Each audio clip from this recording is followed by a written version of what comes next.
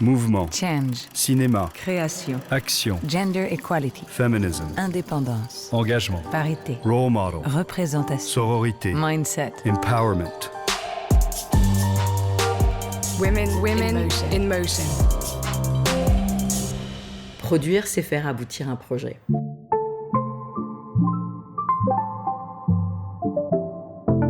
Elles sont productrices, agents, directrices de casting, dirigeantes d'une grande société de production ou encore critiques de cinéma. Elles contribuent chaque jour, à leur manière, à cette grande aventure collective qu'est le 7e art. À l'occasion de cette deuxième série de podcasts, nous vous entraînons à la découverte de 5 de ces femmes. Leur parcours, leur profession bien sûr, mais aussi leur personnalité et leur façon d'envisager et de regarder le cinéma aujourd'hui. C'est tout l'enjeu de Women in Motion, programme lancé en 2015 par Kering et qui vise à mettre en lumière les femmes du 7e art devant et derrière la caméra. Partons aujourd'hui à la rencontre de la femme la plus puissante du cinéma français. C'est ainsi en tout cas que l'a qualifiée l'hebdomadaire culturel Télérama. Elle s'appelle Sidonie Dumas et dirige depuis 2004 la plus vieille société de production cinématographique au monde, la Gaumont. Sous son impulsion, Gaumont produit aujourd'hui une dizaine de films par an sur les 300 produits en France chaque année. Un catalogue qui se caractérise par sa diversité. On y trouve aussi bien des films grand public, tels que Intouchables, que des films d'auteurs indépendants ou de l'animation. Sidonie Dumas est une héritière. Elle succède à la tête de la Gaumont à son père, Nicolas Seydoux. Il lui a donc fallu faire ses preuves, s'imposer en son nom. Réussir ensuite en tant que femme à diriger, à manager et asseoir son autorité dans ce milieu du cinéma qu'elle côtoie depuis l'enfance. Mais pour l'heure, retour sur son parcours, écoutons-la nous expliquer ce qui l'a emmenée à quitter ses études de droit pour embrasser les plateaux de cinéma. Trouver sa place. J'ai toujours lu et vu énormément de cinéma. J'adorais enregistrer les films quand mes parents sortaient. Je dirais que j'ai appris comme ça le cinéma avec le ciné-club, cinéma de minuit. Je me suis faite une culture du cinéma de cette manière-là. Ensuite, la manière dont je suis tombée dans le pot de confiture, c'est un peu par hasard. Je ne savais pas du tout, à mon bac en poche, ce que j'allais faire. Je m'étais inscrite en droit à Assas, que j'ai commencé. Et puis, j'ai accompagné mon père sur le tournage du Grand Bleu. Et en Grèce ? En Grèce. Je dois dire que j'ai eu un choc parce que j'ai adoré être immergée dans cette atmosphère avec tous les acteurs, l'ambiance de tournage. Et je me suis dit que j'allais essayer d'allier les deux dans le temps en me disant je vais continuer à faire mon droit et probablement que ce qui s'est passé à l'issue de ça, c'est que Luc Besson m'a proposé en fait de rentrer chez lui comme stagiaire. Et j'ai commencé à travailler très rapidement chez lui. Je devais avoir 19 ans. Ça a pris le pas sur tout. Et puis je me suis dit, ce dont j'ai très envie, c'est de travailler tout de suite là-dedans. Puis, vous faisiez quoi avec lui ? Un peu tout ? Vraiment tout. Il me faisait lire plein de trucs. J'ai travaillé, j'étais stagiaire sur un de ses films qui s'appelait Atlantis, qui a été un documentaire sur les fonds marins. Et puis ça s'est arrêté. Et à partir de là, j'ai commencé en fait à faire des stages absolument à tous les niveaux du film. C'est-à-dire qu'il y a une personne chez Gaumont qui m'a dit, t'as l'air d'aimer ça, mais je pourrais te mettre dans un bureau et te laisser là-bas, mais tu vas apprendre. Mais tu vas apprendre sérieusement sur le tas. Donc, tu vas aller dans les laboratoires, tu vas aller faire stagiaire à la mise en scène sur un film, tu vas aller accompagner, être la chauffeur de Ettore Scola pour l'accompagner tous les matins dans le laboratoire pendant qu'il est en train de monter un film. Donc, vraiment, j'ai appris sur le tas, mais à tous les niveaux du film, même ceux qui potentiellement ne m'intéressaient pas, mais plus j'y allais, plus ça me plaisait. Vous avez fait un stage à la Warner, non ? Oui, absolument, cette époque-là aussi, où j'ai fait un espèce de tour de boîte merveilleux. Je suis passée 3 mois à Los Angeles en apprenant. J'étais accueillie pendant un temps déterminé dans chaque département d'acquisition, de développement. C'est suite à ce stage à la Warner que vous revenez en France ? Non, je reviens en France, donc je ne sais plus combien de stages j'ai dû faire. Et puis la personne qui était en charge du développement chez Gaumont s'en allait. Et je suis rentrée donc à cette fonction et à cette place. Et là, c'est l'apprentissage justement d'apprendre à répondre non, aller dans beaucoup de festivals à droite et à gauche. Repérer les talents. Et puis, en 2004, si je ne me trompe pas, votre père vous propose de... Oui. Honnêtement, succéder. aujourd'hui, c'est difficile de dire que je n'y pensais pas. J'ai jamais pensé un seul instant à prendre la succession de mon père, mais même si j'adore ce métier et que... Pourquoi vous pensez, vous ne pensez Parce pas que j'ai pas été élevée dans une forme de succession. C'était plus la volonté d'en être, de participer à l'aventure et d'essayer de se dire c'est un métier exceptionnel. Le jour où il m'a proposé, je lui ai dit je ne suis pas manager, j'ai pas cette formation. Je pense que... Vous ne sentiez pas légitime ? Ben, c'est un métier difficile, c'est pas un métier où, au contraire, les gens vous attendent plutôt au tournant. C'est plus compliqué d'être la fille d'eux que d'arriver avec les bons diplômes au bon endroit pour endosser un rôle. Et puis, j'ai eu la chance à ce moment-là, je suis allée consulter 2-3 personnes, dont une qui m'a dit, écoute, ça s'apprend. Et le plus important, c'est que tu t'entoures bien. C'est ça le secret. Donc, je pense que c'est ce que j'ai essayé de faire. Si Gaumont est ce qu'il est aujourd'hui, c'est grâce aux personnes qui sont dans l'équipe Gaumont. Être productrice et dirigeante. J'ai pas mal de casquettes. Donc, on va dire, mon premier métier, c'était la production de films. C'est vraiment mon cœur de métier. C'est ce que j'aime faire. Donc, je continue, alors que je suis directrice générale de Gaumont, d'essayer toujours d'avoir un main dans la création, un main dans le développement, d'accompagner les talents dans leurs histoires par rapport au cinéma, et pour essayer de faire en sorte que les films soient amenés le plus loin possible. Donc, je dirais, j'ai conservé une casquette de production parce que je me mêle un peu aussi, évidemment, des choix de films que nous faisons, mais aussi de la direction artistique. C'est-à-dire qu'il faut que Gaumont ait un line-up, une ligne éditoriale assez large. Mais vous lisez toujours des scénarios, par exemple ? J'en lis beaucoup. Évidemment, d'abord, je lis tout ce qu'on va faire, bien évidemment. Et je lis aussi énormément de choses qui me sont adressées. C'est difficile de ne pas être au courant et de ne pas lire et de se dire on lance un projet sans savoir ce que c'est exactement. L'atout d'une femme, c'est la capacité à prendre le temps de comprendre et d'essayer de prendre ce temps. Il n'y a pas d'agressivité, il n'y a pas de compétitivité. Avec les hommes ? Ouais, mais même avec les femmes, en fait. Ouais. C'est-à-dire que moi, je suis ni féministe, mais je trouve que travailler avec des gens de qualité, à l'intérieur desquels il y a des hommes et des femmes. Et je pense que le travail le plus intéressant est celui où il y a le bon équilibre de ça. Travailler avec que des femmes ne m'intéresserait pas non plus. Parce que je trouve qu'on s'apporte, on est enrichis l'un de l'autre.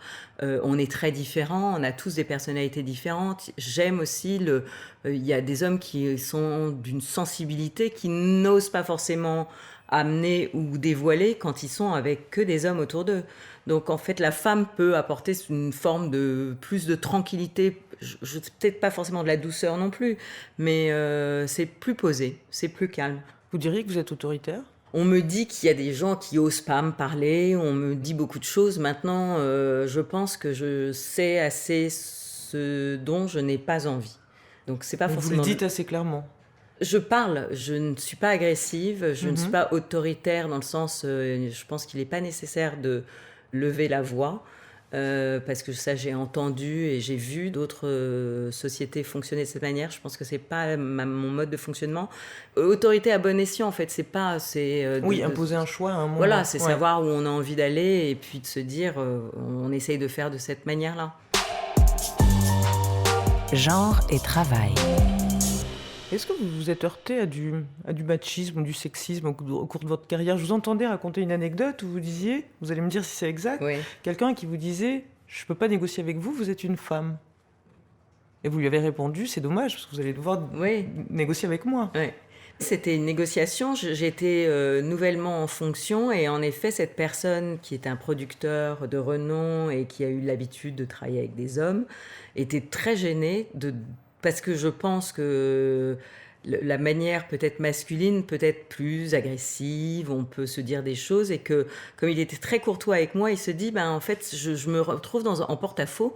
En fait, je vais devoir rester aimable, quasiment. Donc alors que j'ai l'habitude de négocier et pouvant être désagréable, là ça va pas être possible. Donc j'en ai ri en fait. Je lui ai dit écoute, tu vas apprendre à faire différemment parce que on va essayer de négocier ensemble.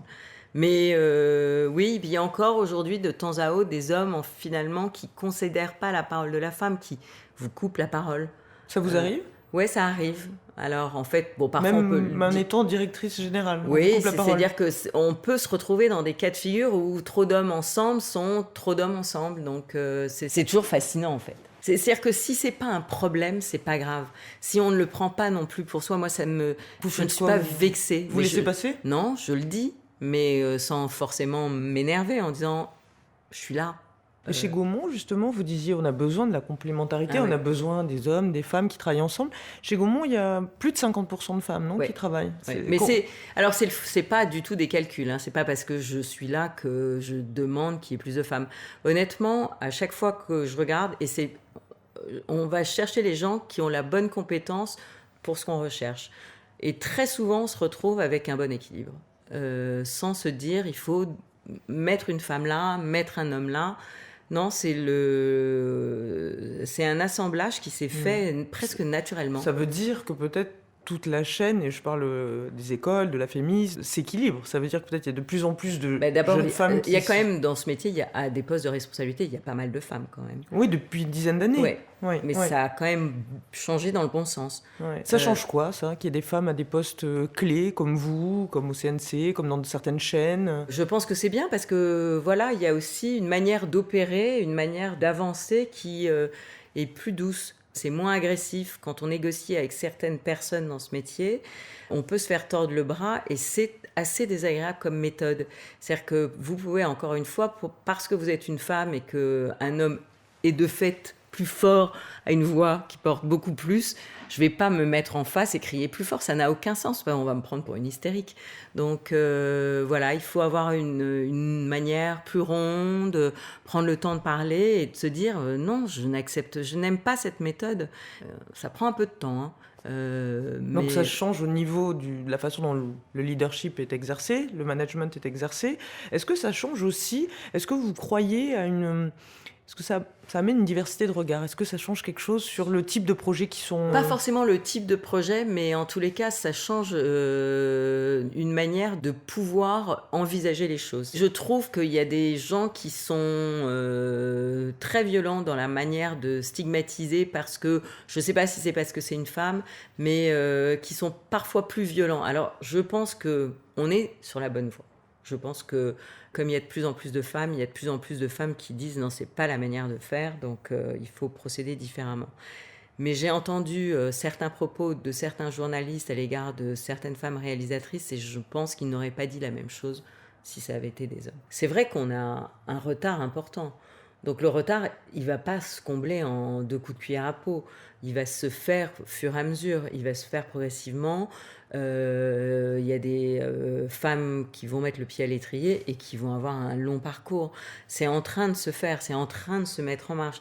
Maintenant que tout a été dit, pointé et mis en place, elles sont en train d'arriver. Mais on ne peut pas changer, on passait du rien à l'année d'après à 50%. C'est pas possible, donc ça va prendre un peu de temps. L'effet MeToo. Vous disiez la mise au point qui a eu lieu suite à l'apparition de l'affaire Weinstein, MeToo, et puis ensuite des collectifs qui ont été créés. Vous avez trouvé que c'était une mise au point qui était salutaire ? Vous l'avez vécu comment ? C'était important que ça sorte. En revanche... ça vous a étonné ou pas ? Malheureusement, mais ça a été violent quand même. Je trouve qu'ensuite, tout le monde s'en est un peu emparé, un peu n'importe comment. Je ne veux pas ni stigmatiser, ni parler d'une personne, mais c'est-à-dire qu'il y a eu un espèce d'excès de haine déversée sur les hommes. On ne peut pas dire que tous les hommes se comportent mal. Donc moi, je trouve que trop d'excès nuit. Ce qui était important, c'est de prendre conscience de ça. C'est que les hommes prennent conscience de ça. Maintenant, il ne faut pas que tout soit tourné autour de ça. S'il y a eu des abus, c'est qu'il y a aussi des situations dans lesquelles il ne faut pas se trouver. Des situations, il faut dire, on ne monte pas lire un scénario à 2h du matin dans la chambre d'un producteur. Enfin, une femme doit se respecter pour ce qu'elle est. Donc je pense qu'il y a aussi toutes ces limites à apprendre et de se dire, il faut savoir dire non. Je crois que c'est très important. Il ne faut pas mépriser les gens. Il faut respecter l'autre. Et ça, c'est un truc auquel vous êtes hyper vigilante dans votre entreprise ? Ah oui. C'est quelque chose que je trouve... Les gens qui parlent mal aux autres, c'est quelque chose que je trouve... Le manque de respect me choque profondément. Et ça va pour tous les handicaps, toutes les couleurs, tout, hommes et femmes, toute stigmatisation est condamnable. L'égalité salariale, c'est important aussi ? Ouais, oui. La seule chose qui soit différente, c'est l'expérience. Les gens qui ont plus d'expérience, d'expertise méritent d'être plus payés. Voilà. Oui. Mais sinon, le reste, nous, on ne pratique pas de salaire différent sous prétexte que vous avez un homme ou une femme. Depuis quand ? Enfin, non. Ouais, c'est le cas moi, dans j'ai encore été plein élevée d'entreprises, hein. avec des grands-mères à forte personnalité. Ah. Donc, ça imprimait pas quelque chose de genre, nous, les femmes, on est mieux. Non. On est autant. Voilà, on peut vous apporter autant, mais différemment. Les personnalités féminines dans ma famille ont été hautes en couleur. Donc, elles n'étaient pas forcément au devant de la scène, mais elles avaient leur mot à dire. Et donc, ça, c'est très important. Ouais, et c'était une chance. Parité et diversité. Ces femmes qui essaiment les sociétés de production comme France Télévisions. On parle aujourd'hui beaucoup de sororité, par exemple, c'est-à-dire, moi je comprends ça comme des femmes qui redécouvriraient une espèce de fraternité au féminin et qui seraient donc des rapports qui seraient un peu dégagés du fantasme d'un regard masculin porté sur elles et qui les entraînerait à une certaine rivalité. Vous y croyez à ça ? Non, moi j'aime la complémentarité, donc je veux pas qu'on tombe dans l'excès contraire. Je pense qu'on a besoin énormément des hommes. On est différents, donc c'est ça la richesse. Il faut apprendre à être ensemble, il ne faut pas apprendre à être contre l'un, contre l'autre, plus pour l'un, plus pour l'autre. Non, arrêtons de nous bagarrer bêtement. Le changement, il passera par notre capacité justement à fédérer. À accepter, à fédérer et à faire apprendre et à faire comprendre aux hommes. C'est formidable de travailler ensemble. Moi, je suis à la recherche de points de vue. Le quota m'agace un peu, mais le point de vue m'interpelle énormément. Justement, je voulais vous poser la question de quelle était votre position par rapport au quota. Vous dites ça m'agace. Est-ce que vous pensez ça vous agace juste ou c'est un passage nécessaire à un moment ? Peut-être qu'aujourd'hui, c'est un passage, mais je ne me l'applique pas à moi, parce que je me dis, j'ai un regard de femme, donc je vois à peu près les écueils, donc je vais essayer de les éviter. Mais ne tombons pas dans un schéma contraire qui soit aussi excessif. Soyons intelligents, soyons vigilants, essayons de nous parler, essayons de regarder comment les choses peuvent se faire. Comment est-ce qu'on peut amener des femmes avec des sujets, des femmes qui ont envie de dire des choses intéressantes. L'année dernière, on a accompagné Nadine Labaki pendant la compétition cannoise. C'était extraordinaire de travailler avec le sujet qu'elle avait fait, avec elle. C'était pour quel film ? Capharnaüm. Oui. Et c'est une femme engagée, c'est une femme qui a énormément de choses, qui a un point de vue et qui reste extrêmement féminine. Donc, ce que je veux dire, on ne sait pas parce qu'on mettra des baskets et une salopette que voilà, on va changer la face du monde. L'important, c'est de rester aussi ce que nous sommes avec nos spécificités. Donc, chacun a le droit de s'exprimer comme il a envie de le faire, mais le quota peut-être un moment, mais peut-être pas dans le temps systématiquement. Donc, si ça permet à certaines personnes qui n'ont pas envie de voir ça, d'être un peu obligé de le faire, bien sûr. Sur la question de la diversité, depuis que vous avez commencé ou depuis que vous êtes spectatrice de cinéma, est-ce que vous avez l'impression que le cinéma français, il est moins blanc ? Est-ce qu'il y a plus de travail ? Est-ce qu'il y a plus de place dans les films pour des jeunes femmes racisées, noires ? C'est drôle parce qu'on est lundi. Aujourd'hui, on a commencé le tournage d'un film qui s'appelle Tout simplement Noir, de J.P. Zadig, donc c'est son premier film. Et je pense que dans ce film, il y aura tous les acteurs noirs français. C'est une comédie, mais sur la condition, je dirais, des Noirs. Alors, c'est une comédie un peu parodique parce qu'il est comme ça et qu'il n'a pas envie de faire un film sombre. Mais à l'intérieur, c'est un film assez militant. Et ça, c'est super parce qu'on a eu aussi pas mal de problèmes pour le financer. Mais in fine, on le fait quand même. Comme ce n'est pas des budgets qui sont faramineux, on se dit qu'on va pouvoir arriver à le financer autrement, différemment. Et je pense que c'est important d'aller sur ces projets aussi.